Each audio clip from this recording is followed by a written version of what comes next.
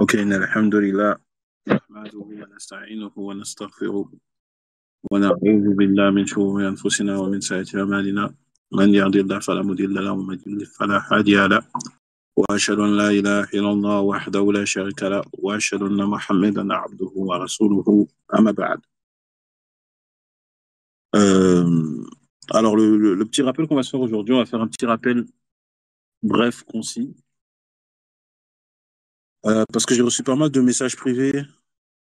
J'ai reçu pas mal de messages privés de certains frères qui m'ont ramené que certaines personnes mettaient en garde contre le collectif, que voilà, ils étaient un peu outrés par cette chose-là. Ils ont dit que voilà, il y a des frères, on comprend pas pourquoi il y a des frères qui mettent en garde contre le collectif, ou ceci, cela. Et donc moi, je voulais faire un petit rappel quand même dans la situation. Et comme ça, on reste toujours dans nos objectifs. En fait, mes frères et mes sœurs, on ne pourra jamais faire l'unanimité des gens. Je vous rappelle que le prophète alayhi salatu wassalam lui-même n'a pas été l'unanimité. Certains ont dit que c'était un faux prophète, certains l'ont traité de sorcier, certains ont dit que non, non, ce qu'il fait, ça vient de sa propre tête. Certains qui étaient des compagnons du prophète alayhi salatu wassalam, certains hypocrites, ont même mis en cause sa justesse, le fait d'être juste. Et c'est pas pour autant que le prophète alayhi salatu wassalam a zelzel. Dans ce genre de choses, il faut avoir, on va dire, du sang-froid et de la patience. Lorsque nous, on a commencé dans le collectif, on savait très bien qu'il y allait avoir des critiques. On savait très bien que certaines personnes allaient parler, voilà. Ça, c'est des choses qui font partie de la vie. Mais lorsque tu as des objectifs précis et que tu restes accroché à tes objectifs, tu bouges pas de tes objectifs. Il y a un proverbe qui dit quoi? Il y a un proverbe qui dit que il y a des personnes qui brillent en montant sur le dos des autres. C'est-à-dire, pour briller, il a besoin de monter sur le dos des autres. Très souvent, vous allez voir, il y a des gens, on ne les connaissait pas, on ne sait pas d'où ils viennent, on n'a rien vu d'eux, ils n'ont pas fait de grand travail, on ne voit pas de travail constructif pour la communauté, mais ils se veulent être les shérifs. Ils se veulent être les shérifs de la communauté. Ils se sont eux-mêmes autoproclamés les gardiens de la communauté musulmane. Ils ont mis l'étoile du shérif et c'est eux qui veulent se permettre de faire les gardiens ou je ne sais quoi. Pour moi, on n'a pas à mettre trop d'importance à ce genre de choses. À la base, celui qui fait les choses pour Allah subhanahu wa ta'ala, de toute façon, c'est Allah qui s'en occupe. Et nous, on a fait le collectif, comme vous le savez, on est plus dans une affaire de construction, de construire, de bâtir une communauté solide, d'être les acteurs, les causes de ceux qui font que la communauté musulmane soit plus solide, soit plus unie et qu'on s'entraide dans le bien.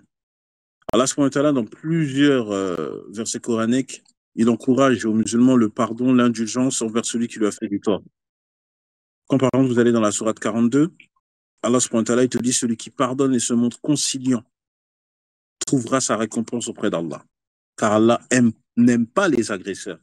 C'est-à-dire que nous, quand on décide de faire la position de celui qui pardonne, qui est conciliant, qui cherche la récompense d'Allah, ça ne peut pas t'atteindre. Parce que tu as purifié ton âme, tu t'es préparé pour ça. 3 versets après, Allah subhanahu wa ta'ala, il te dit quoi? C'est un signe d'une grande sagesse que de faire preuve de patience et de clémence. C'est-à-dire que on est à une époque où la sagesse, c'est ce qui nous manque le plus. Et Allah subhanahu wa ta'ala, lorsque tu es éprouvé, lorsque par exemple certains peuvent te calomnier ou certains peuvent dire des choses mauvaises à ton égard, tu as l'occasion, et en fait il ne te donne que l'occasion d'acquérir une chose qui est très difficile à prendre dans notre époque. La sagesse. Dans la sourate 2, verset 237, par exemple, Allah il te dit, mais il est méritoire, il y a de la récompense de se montrer conciliant de part et d'autre. Dans la sourate 3, verset 134, en fait, il y a trop de versets. Il y en a trop qui défilent dans ma tête. ceux qui savent réprimer leur colère et pardonnent à leurs semblables, car Allah aime les bienfaisants, aime les bienfaiteurs. C'est-à-dire que le fait que toi, quand quelqu'un parle mal sur toi, quand quelqu'un veut remettre en cause ton islamité, quand quelqu'un veut remettre en cause ta mouroua, ton éthique, le fait que toi, tu restes calme, tu réprimandes ta colère, tu restes calme, tu sais te contrôler, tu pardonnes, tu dis, vas-y, c'est pas, vas-y, de toute façon, on fait ça pour Allah, on cherche pas la reconnaissance des gens, vas-y, c'est pas qu'Allah le guide, tu fais de même pour lui. Allah, subhanahu wa ta'ala, il te met, il te compte parmi les bienfaiteurs. Si l'action que tu as faite, elle a été faite exclusivement pour Allah, subhanahu wa ta'ala, et que cette personne, en te critiquant, et que toi, face à cette épreuve, tu réagis comme il le faut, et ben en fait, tu atteins l'objectif que tu as voulu. L'objectif, c'est que tu as œuvré pour chercher la récompense auprès d'Allah, pour chercher d'avoir une place spécifique auprès d'Allah. Donc, si Allah il a utilisé ce moyen-là pour que tu fasses partie des bienfaiteurs, ben, alhamdoulilah. Alhamdoulilah. Nous, on, a pas, nous, on reste tranquille dans ça, en fait. On reste tranquille. C'est pour ça qu'il faut rester fixé dans ses objectifs. Si l'objectif, c'est ça, l'objectif, c'est réellement de chercher l'agrément d'Allah subhanahu wa ta'ala, on ne va pas se faire distraire par des choses comme ça. Lorsque vous regardez, par exemple, dans le hadith, si je ne me trompe pas, il est rapporté dans le musnad de l'imam Ahmed, le prophète, alayhi salam, il te dit quoi? Il te dit, il jure par trois choses. Il dit, l'aumône ne dit rien, ne diminue en rien le bien de celui qui l'a fait. Et il dit, personne n'endure une injustice avec patience sans qu'Allah ne l'honore davantage. C'est-à-dire que personne, si tu subis une injustice, tu patientes, Allah ne va pas t'honorer. Allah, il va t'honorer. Ça, c'est comme ça, c'est un décret. C'est un décret, c'est comme ça. Et le pire, et ce qui est splendide, c'est qu'on a un parfait exemple dans le Coran. On a un parfait exemple, l'un des exemples les plus probants dans le Coran. Est-ce que quelqu'un peut me dire c'est quel exemple? On a un exemple, un, un énorme exemple. Qui peut me le donner?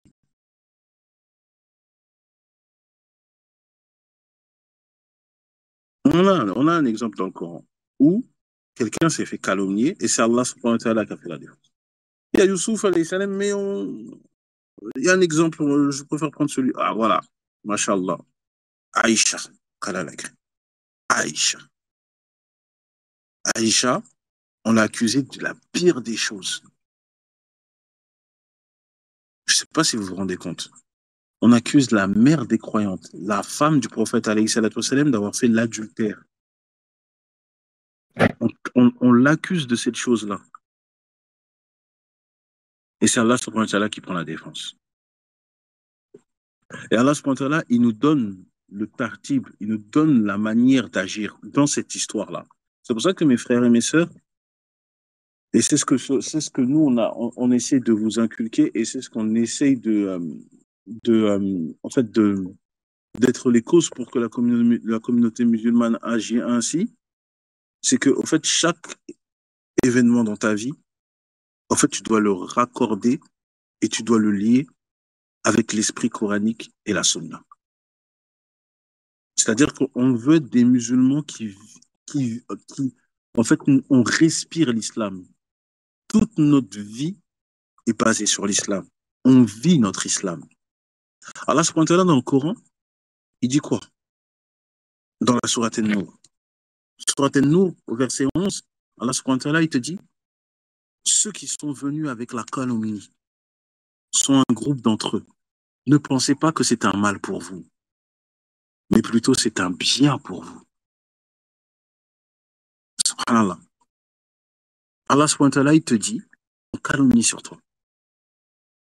On calomnie, hein. On ternit l'honneur du messager d'Allah subhanahu wa ta'ala. Mets-toi à la place de Aïcha, la mère des croyantes.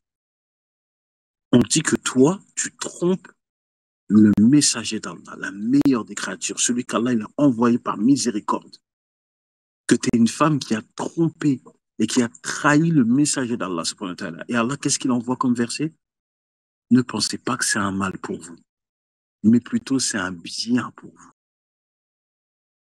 Est-ce que vous voyez la subtilité de la chose?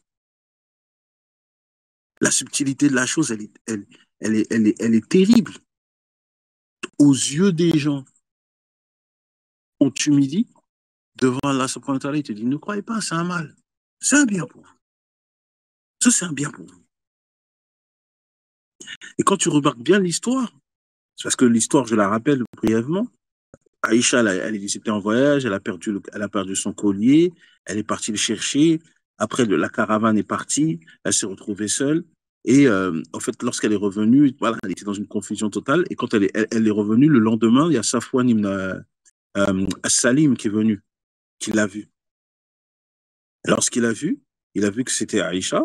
Si vous voulez, il s'est mis devant. Elle était derrière, il ne se retournait pas. Il faisait exprès, il avait fait preuve de pudeur et, et d'extrême respect pour la mère des croyantes.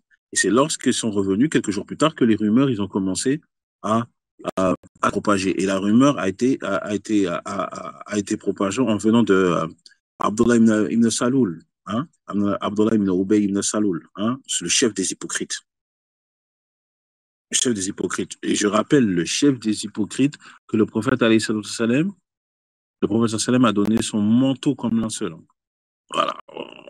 Ça, on pourrait faire tout un chapitre sur ça, mais c'est juste pour dire que, c'est la tête des hypocrites qui parlait. C'est la tête des hypocrites. Le prophète sallam est au courant. Le prophète sallam ne parle pas. Il reste calme. Il reste calme. Aïcha, les rumeurs se propagent. Certains compagnons sont là, ils entendent les rumeurs, ils entendent, ils sont dans les discussions. Allah subhanahu wa ta'ala, dans le verset 16 de Surat An-Nur, Allah subhanahu wa ta'ala répond. Et pourquoi, lorsque vous l'entendiez, ne disiez-vous pas, nous ne devons pas en parler? Gloire à Allah, c'est une énorme calomnie. C'est-à-dire, Allah, il nous donne le tartib. Allah, il donne le tartib. C'est-à-dire que il y a une calomnie. Il y a des choses qui se passent. Toi, peut-être, même si tu n'es pas d'accord avec ça, tu vas commencer à propager. Regarde, on a commencé à faire ça, on a dit ça de mal sur eux, on a dit ça de mal. Ça, c'est pas bon. C'est pas adepte. Si toi, tu es persuadé que c'est pas bon, c'est pas vrai, on calomnie sur les frères, on est en train de dire du mal de collectif sur des choses qu'ils n'ont même pas fait. Toi, tu propages pas. Toi, tu fais dua pour nous, tu demandes la sincérité pour nous. Si quelqu'un vient nous voir, vient te voir pour te parler de ça, tu démens, mais tu propages pas. Ça, je vous ai dit, le Coran, il nous éduque. Le Coran, il éduque. Le Coran, il éduque. Oui, le procédé, Sunjata, excuse-moi, le procédé. C'est-à-dire, le Coran, il nous éduque. La rumeur, elle parvient au prophète, alayhi salam. Le prophète sallam ne parle pas. Il reste calme. Il reste calme. Il reste calme. Ça se propage, ça se propage, ça se propage de plus en plus jusqu'à ce que ça. Aïcha est au courant qu'on porte atteinte à son honneur. Elle convoque ses parents. Et voilà, l'histoire, elle est bien longue, mais c'est ça. Ça commence encore à parler, à parler, à parler. Et le prophète sallam reste calme. Il questionne un petit peu ses compagnons autour de lui pour voir quelles sont leurs réactions. Et la réaction des gens, c'est nous ne connaissons de Aïcha que des bonnes mœurs. C'est-à-dire que les gens autour témoignent du comportement de Aïcha. C'est pour ça que, au fait, le fait d'avoir un bon comportement sera toujours un bon impact. Parce que les gens vont dire, non, on connaît de Aïcha qu'un bon comportement. Même ses coépouses, malgré la jalousie, non, nous connaissons de Aïcha qu'un bon comportement. Non. C'est pour ça, même Barira, elle disait quoi? Elle disait au prophète, non, par celui qui t'a envoyé avec la vérité, je n'ai vu chez elle aucun défaut. Zeynep bint Dash, pardon, elle te disait, ô messager d'Allah, je préserve mon nuit et ma vue du mensonge. Je ne connais d'elle que du bien. C'est regarde, on la calomnie, on veut l'humilier. Et au fait, elle arrive. Et au fait, cette situation lui permet de voir les personnes qui pensent du bien d'elle et la valeur qu'elle a vis-à-vis des gens. Des gens viennent témoigner. Non, non, non, Ya Rasulallah, je ne connais d'elle que du bien. Je jure par Allah, elle, non, c'est pas possible. Je ne connais d'elle que du bien. Pourquoi? Parce que tout le comportement elle avait eu auparavant ne peut pas être balayé par un mensonge et une calomnie. C'est pour ça que faut rester très tranquille dans ce genre de choses. On peut calomnier le collectif, on peut faire ce qu'on veut. Franchement, moi, clairement, j'en ai rien à cirer. Je vous le dis comme ça, clair, j'en ai rien à cirer. J'en ai rien à battre. Ouais, franchement, j'en ai rien à battre. Mais c'est juste pour vous montrer que, en fait, les gens qui peut-être connaissaient le collectif, qui ont peut-être regardé notre travail, qui observaient notre travail de près, vous-même, on a passé le ramadan ensemble, on fait ceci, on a fait plein de choses ensemble, on a pu partager plein de choses ensemble. C'est pas un inconnu qui va venir, ou c'est pas quelqu'un qui vient comme ça pour nous accuser des choses qui sortent de sa poche. Je pense avec toute la lucidité qu'Allah vous a donnée, ça ne pourra pas vous atteindre. C'est-à-dire, qu'est-ce qu'il raconte lui? Qu'est-ce qu'il raconte? Toute la semaine, on est avec le collectif, qu'est-ce qu'il raconte lui? Donc au final, ça va rien changer à notre travail. Ça va rien changer à notre travail et notre objectif, il est de se rapprocher d'Allah subhanahu wa ta'ala tous ensemble, en famille. Donc on va pas se faire distraire comme ça bêtement. Abaden. On va pas se faire distraire comme ça bêtement. On va pas se faire distraire bêtement. Et lorsque Aïcha, le prophète sallam lui dit, voilà, on t'a dit ça, on dit ça, on dit ça de toi, on dit ça de toi. Qu'est-ce que tu dis? Qu'est-ce que Aïcha, elle répond? Elle répond, elle dit, je n'ai rien d'autre à vous dire que la parole de notre père Youssouf, alayhi salam. Et elle cite le verset 18 de la sourate 12. Il ne me reste donc, le père de Youssouf, hein, c'est-à-dire le père de Youssouf, de Yacoub, excusez-moi. C'est-à-dire qu'elle a dit, je n'ai rien d'autre à vous dire que la parole du père de Youssouf, Yacoub, alayhi salam. Il ne reste plus donc quelle belle patience. C'est Allah qu'il faut appeler au secours contre ce que vous racontez. C'est-à-dire qu'elle remet ça à Allah, c'est Allah qui va se charger de ça. C'est Allah qui va remettre tout, tout à l'ordre. C'est Allah lui-même qui va le faire. Et lorsque le verset est descendu, ceux qui sont venus avec la calomnie sont un groupe d'entre vous. Ne pensez pas que c'est un mal pour vous, mais plutôt c'est un bien pour vous. C'est-à-dire Allah subhanahu wa ta'ala, innocente Aïcha, à chacun d'eux ce qu'il s'est acquis comme péché. Celui d'entre eux qui s'est chargé de la plus grande part aura un énorme châtiment. C'est Allah subhanahu wa ta'ala qui descend un verset pour elle. C'est Allah subhanahu wa ta'ala qui certifie elle est honorée jusqu'à la fin des temps. C'est Allah subhanahu wa ta'ala qui l'honore. Et tout ça parce qu'elle a patienté, elle a gardé le bon comportement, elle s'est remise à Allah subhanahu wa ta'ala. Donc lorsque on subit des injustices, il faut qu'on s'imprègne du Coran et qu'on fasse comme notre mère Aïcha. C'est tout. On continue notre travail, on ne s'attarde pas, on ne commence pas à trop parler, on ne commence pas à s'agiter, on ne commence pas à faire la fitna pour rien du tout, on s'en fiche. Est-ce que ça va nous ramener des hasanettes? Non, ça ne m'intéresse pas. Parce que nous, on est là pour les hasanettes. Nous, on est là pour consolider, pour unifier la communauté. On ne sera jamais et on ne tentera jamais d'être les acteurs de ce qui divise la communauté. Toute action qui fera que ça peut être une cause de diviser la communauté, on s'en écarte. Quitte à ce que ça nous fait du tort à nous-mêmes. Parce qu'on sait que la récompense, elle est après dans la subhanahu wa ta'ala. Rappelez-vous que le prophète, et ça c'est dans les hadiths, Aïcha, c'est Aïcha elle-même qui témoigne. Elle dit que le prophète ne se vengeait jamais pour sa personne. Il avait du zèle que pour les affaires du dîn. Donc quand c'est notre personne, on s'en fout. Clairement, on s'en fout. On s'en fout. C'est là qui va se charger de tout si nous, on le fait sincèrement. On va juste purifier nos actions. On va s'assurer de purifier nos actions pour être sûr qu'Allah subhanahu wa ta'ala soit le gardien de notre foi, de notre honneur et de toute chose que nous voulons entreprendre pour se rapprocher de lui. C'est tout. Et ça, c'était mon conseil d'aujourd'hui. Ça, c'était mon conseil d'aujourd'hui et c'est sur à quoi je vous appelle lorsque les gens font de la calomnie sur vous, lorsque les gens disent du mensonge sur vous, lorsque les gens veulent ternir votre image. Rappelez-vous ça. Suivez l'esprit coranique et restez ferme dans vos objectifs. Ne soyez pas distraits. Ça, c'est des choses qui vont vous distraire et qui vont vous faire perdre votre temps dans des objectifs que vous avez qui sont extrêmement précieux à l'heure que nous sommes. Voilà, c'était mon petit rappel d'aujourd'hui. Il n'y aura pas de questions-réponses. C'était vraiment un petit rappel. Comme ça, on va essayer de méditer tous ensemble sur ce point-là. Je vous dis à bientôt, Inch'Allah. Je vous dis à la semaine prochaine. Il y a un séminaire qui va se préparer, Inch'Allah, avec le frère Yamad. On vous dira les dates ultérieurement, dans très bientôt. Et sur ce, je vous dis Barakallahu fikum, qu'Allah vous préserve tous, vous toutes et toutes vos familles. Subhanaka bihamdik, ashhadu an la ilaha illa ant, astaghfiruka wa atubu ilayk.